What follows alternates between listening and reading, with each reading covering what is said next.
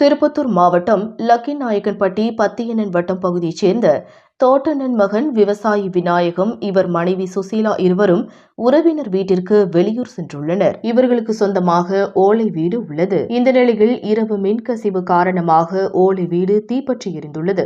உடனே அக்கம் பக்கத்தினர் தீயை அணைக்க முயற்சித்துள்ளனர்.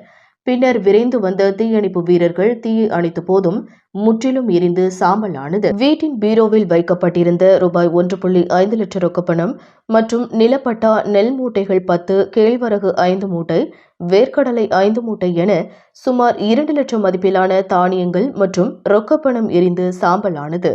மேலும் வீடு தீப்பற்றி எரிந்த சம்பவம் அப்பகுதியில் பரபரப்பை ஏற்படுத்தியுள்ளது. இதுகுறித்து கந்தளி போலீசார் வழக்கு பதிவு செய்து விசாரணை மேற்கொண்டு வருகின்றனர்.